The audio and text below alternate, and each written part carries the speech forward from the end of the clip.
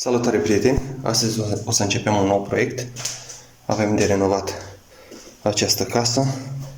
Începem un living și cu un hol, unde o să dărâmăm absolut tot, și uși, și parchet, și pereți, pentru că totul este foarte strâmb și acum vrea să facă totul perfect. O să schimbăm ușile. Aici a fost o bucătărie unde a fost la fel ca aici, decât că a fost gresie jos. La început am zis că schimbăm doar gresie, dar din păcate s-a spart cu tot cu șapă. Pe urmă s-a spart și placa pentru că nu a avut fier beton. Și dacă tot am ajuns aici, am decis să facem și încălzire în pardoseală. Această bucătărie este pe un beci, unde tot plafonul aici este din lemn, din blat de 5, cu niște grinzi. Și din această cauză, când am bătut cu picamărul, s-a desprins absolut tot ce a fost beton. Am curățat și pereții. Este o casă veche din paiantă, din lemn, așa se numește, paiantă, unde a fost încărcat cu pământ, iar apoi gletuit. Acum, pentru că pereții nu sunt foarte drepți și aici o să vină o mobilă de bucătărie și totul o să trebuiască tencuit drept, am procedat în felul următor. Am curățit pereții de var. O să facem o nouă instalație electrică, pentru că aici o să vină o mobilă de 7 metri lungime, o să vină pe colț și o să avem nevoie de multe prize, cred că vreo 10 prize la toate electrocasnicele. O să băgăm instalația electrică, o să batem plasă rabiți cu cuie și pe urmă o să tencuim o tencuială manuală multibat cu nisip, iar apoi o să gletuim, o să tragem plasă. Tavanul o să rămână la fel, decât că o să-l șlefuiesc cu o girafă cu șmirgher de granulație mare, încât să scot tot lavabilul după el și pe urmă o să-l gletuiesc mai bine, pentru că acum sunt numai denivelări. Iar apoi aici o să turnăm o placă groasă de 10 cm cu plasă de Buzău, după care o să venim cu încălzirea în pardoseală și apoi cu șapă semi-umedă de 7 cm. Pe urmă o să venim cu gresie. Dar prima dată, până să ne apucăm de placă, am uitat să vă precizez, o să curățăm absolut tot. O să facem o izolație cu carton și cu bitum pe la plăci, pe la tălpi, roată, pentru că casa este de lemn. Și jos tot la fel o să pun niște carton. Iar apoi o să vin cu placa, pe urmă cu încălzirea în pardoseală și pe urmă șapă. Acolo în colțul acela o să vină un distribuitor. În partea asta o să vină toată instalația electrică pentru tot aparatajul de la mobila de bucătărie. Aici avem și o problemă. Băieții care au montat ușile sunt montate de vreo 5 ani. În loc să strice puțin sus acolo, vreo 10 cm, a decis să taie din uși și acum ușile sunt cam mici. În loc să lase ușa de 2,5 m cât era cu toc, acum este undeva la 1,80 m, a stricat tot aspectul casei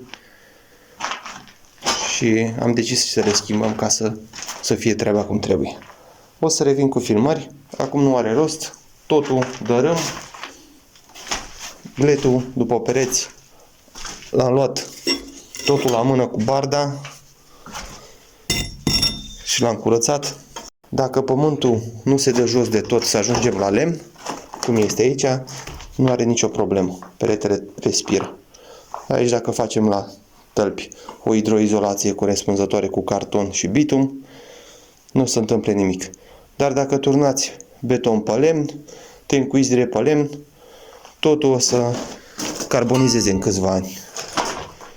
Mulți nu vor să înțeleagă și, nu domne, dai tot pământul jos și te încuiți direct pe pământ.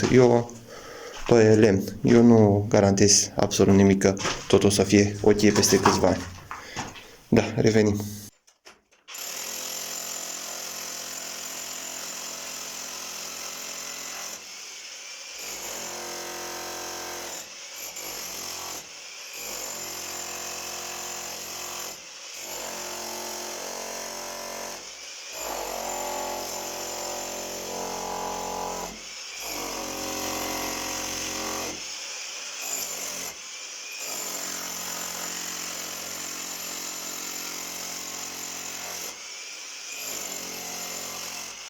Am terminat de curățat pereții. Am cărat și tot molozul. Acum am apucat, am aici o schiță făcută cum o să vină mobila de bucătărie și m-am apucat să fac instalație electrică. Am trasat toate prizele pe perete. Am folosit și o rățușcă din acesta, un trasor de ăsta. Și am calculat toate prizele unde o să vină pe pereți. Iar acum o să mă apuc să tai niște șanțuri, ori cu flexul, ori manual. Vedem, să nu iasă prea mult praf. Am luat acest laser, un laser chinezesc, cred că se găsește și pe AliExpress, la prețul de 400 de lei cu transport. Am zis că o să fac un unboxing cu el, să vi-l arăt. Sunt destul de mulțumit. Bateria nu prea ține, cum spuneau ei, că ține 8 ore, cred că ține vreo oră maxim. Dar fascicolul de rază de laser este foarte bun. Revenim.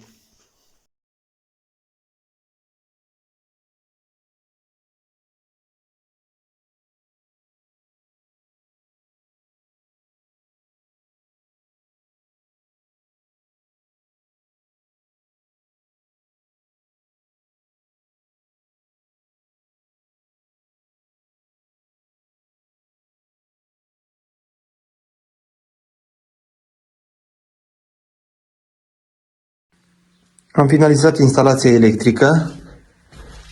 Am tras toate firele și le-am băgat aici în doza principală, unde o să mergem din această doză direct în tablou cu siguranțe. Avem și doza de iluminat acolo. Am făcut și instalația de iluminat. Aici mai avem un cablu unde o să ducă în beci. V-am spus că aici este o cameră cu un beci. Acum o să urmeze să batem rapițul pe perete și pe urmă să dăm strop.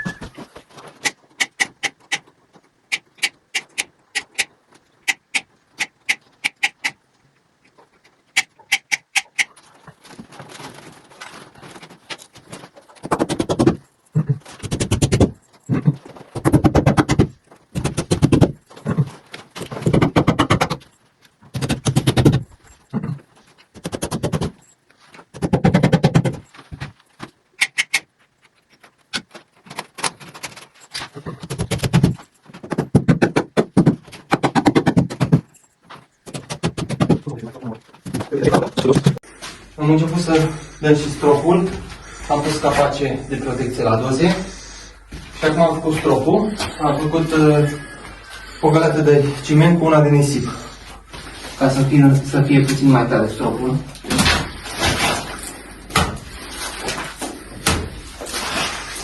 O să dau și din canciun. Merge cam greu pentru că e pe pământ și nu se lipește chiar așa de bine ca pe becean.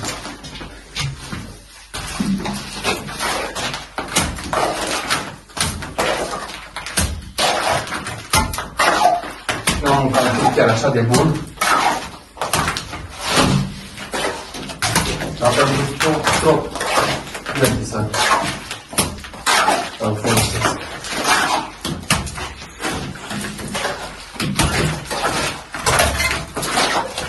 Nu trebuie nici prea moare, nici tare. Cam așa.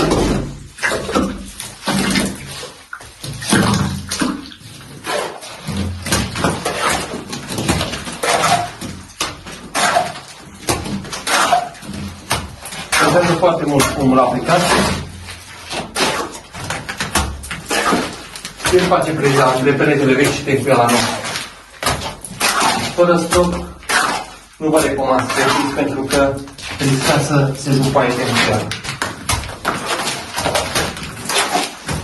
După ce dăm stropul, o să montăm peretele, o să punem șine de ghidaj și o să tencuim între ele.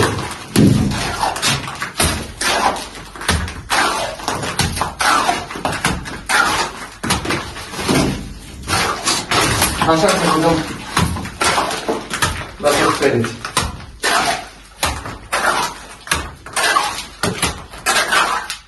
Da. Atât am putut să fac pe ziua de astăzi. O să continui mâine.